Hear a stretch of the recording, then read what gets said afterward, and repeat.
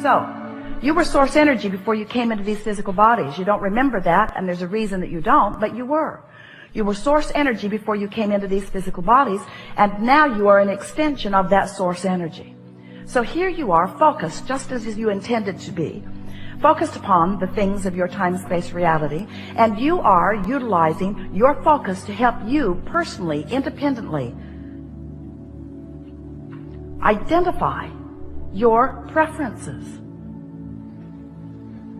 Sometimes you don't really grasp that. You don't really understand how perfect it is and how important it is that you deliberately choose.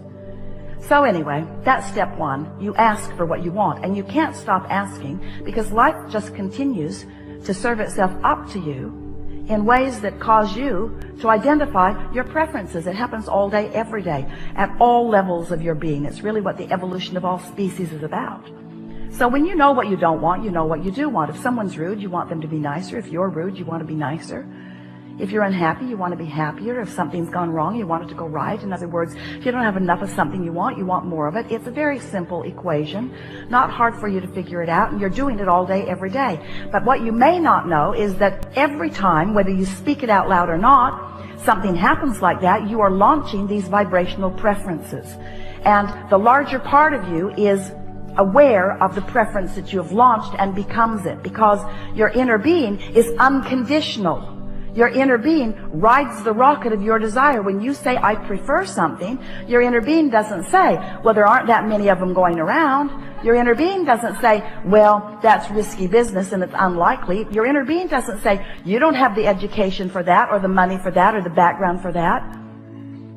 When you launch a rocket, a request, a preference, a desire, your inner being becomes a vibrational match to it immediately. And because you are an extension of that inner being who has become a match to it, now you hold the potential of splitting your energy if you don't become a match to it too. You see how it works? When you say, I want that, the source within you says, done. We're there. We've got it. We're a vibrational match to it. Because everything that manifests is first a vibrational frequency. And the source within you will give you this, can more easily match your desires, because in the energy stream, it is immediate. In your manifestational world, you've got some bugs to work out of your vibrational frequency. Source doesn't have to work those bugs out, because Source already believes in you. Source already knows your value. Source already knows your worthiness. Source remembers why you came and who you are. So when you launch a rocket about something that you would like more of, Source is right there in that frequency. And in fact, the only reason that any of you ever feel any slight or strong negative emotion is because Source finds the frequency, the fullness of the desire that you have launched, and when you don't, there's vibrational discord between you and Source. Does that make sense to you? The only reason, if there were ever a way for you to understand that Source exists, it must be in your emotional awareness. Because if there were not someone keenly interested in you and holding a vibrational frequency about you, then you could think anything you want and you would feel no vibrational variance. That's something really to think about. When you feel negative emotion, it always means the same thing.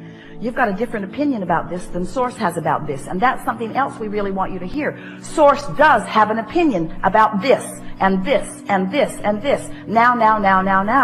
Source adores you. When you're mad at yourself, you've got a split going on. There's a gap widening. Source adores the people of this planet. When you carve out a section of them and hate them, you've got a rift going on between you and Source. You will never be able to be in alignment with Source when you hold hate in your heart because of some condition that you can't control. As you get to know Source better through your awareness of what it feels like to be in alignment, you can learn in a matter of days how Source feels about everything that is active on your planet today. You can just give it the emotional test. When you think a thought and you feel love, you can know Source is in agreement with this thought. And when you think a thought and you feel fear, you can know Source is not anything close to an agreement on this thought. So once you get clear about what this emotional guidance system is, then you can get on with what you've come to get on about. Then you can be the deliberate creator. You can be or do or have anything that you choose because you've got this backup. So step one is contrast helps you to define what you want. You do it all day, every day. And step two is source becomes it vibrationally immediately. Wrote a whole book about that called Ask and It Is Given, and that's what it was about. That when you ask, source becomes the vibrational equivalent of it. The energy that creates worlds. Imagine that. The energy that creates worlds. The vibrational equivalent to your desires.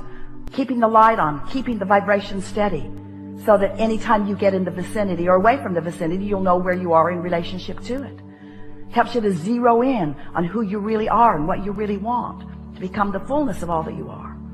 So your work really is the step 3 part of this 3-step process. Now step 4 process, but the step 3 process we talked about for so many years.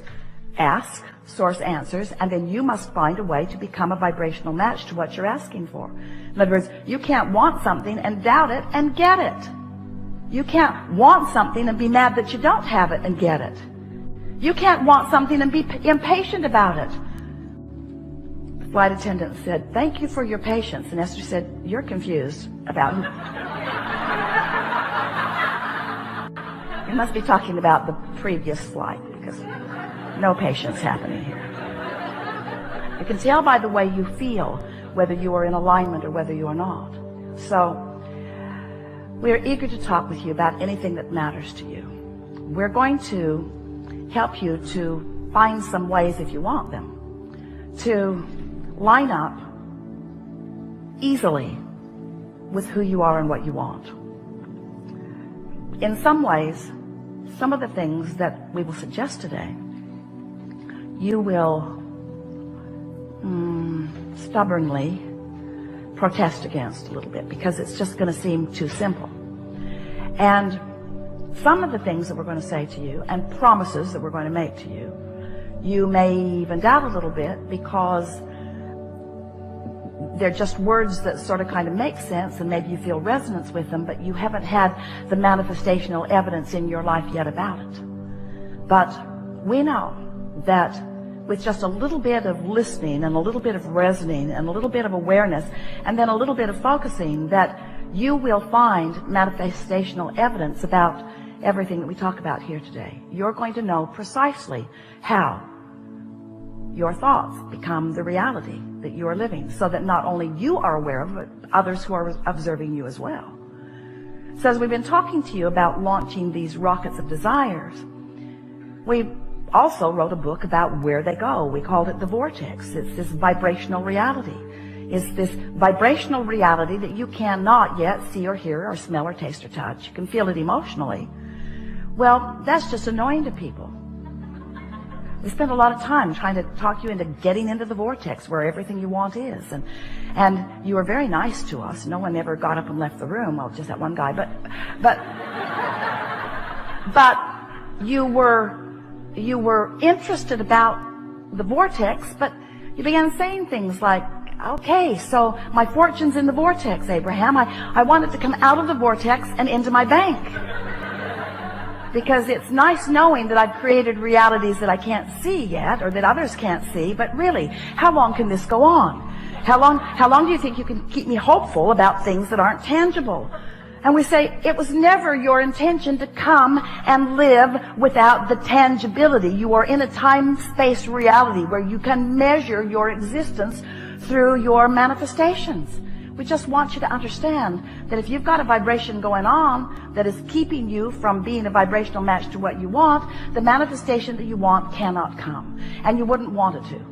You wouldn't want it to. So then we began talking to you about, so here's all of this vibrational reality, and you're going, yeah, we accept it, get on with it. How do I get it into my reality where I can see it, where others can see it? And so we began talking about your point of attraction. For a while we called it a grid. It's your point of attraction. It's like the framework of who you are, looking for different ways to help you feel the reality of your point of attraction. Your point of attraction, where you stand.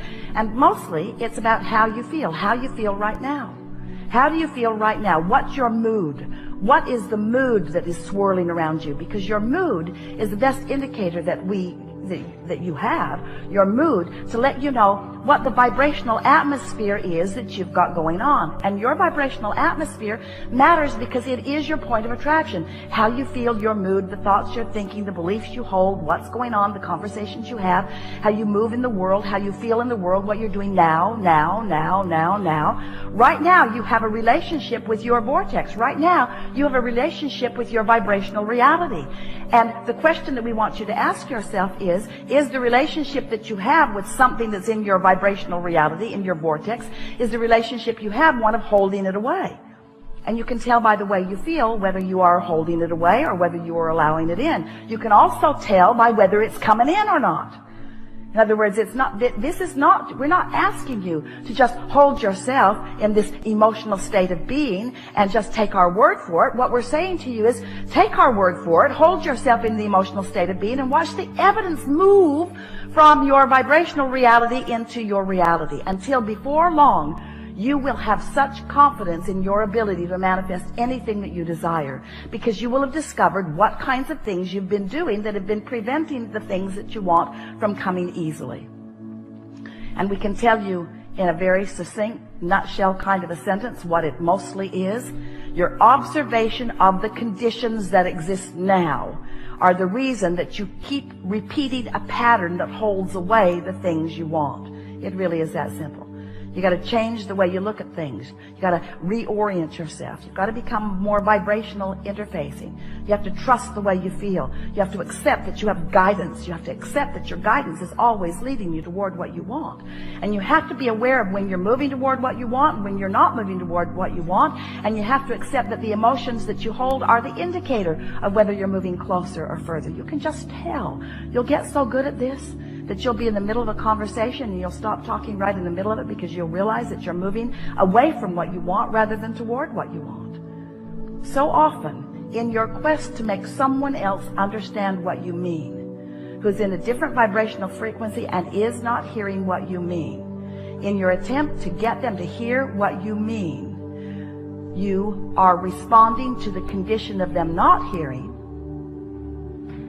So you are basing what you are saying based upon what they are not hearing, and then you join them in their frequency rather than maintaining yours, and then instead of them hearing what you mean, you hear what they mean, and nothing changes. Oh, you got that, didn't you?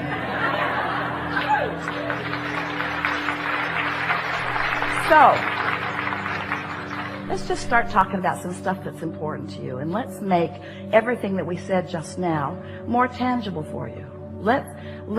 We want you to feel your thoughts becoming manifested. We want you to feel the movement of the vibration into awareness, into emotion, and then into see it, hear it, smell it, taste it, touch it, tangible, manifested stuff, just like you intended. You're not here just to accumulate stuff, but you are here as a masterful creator. You're here to mold the energy. And how your life is playing out is evidence of how you're doing.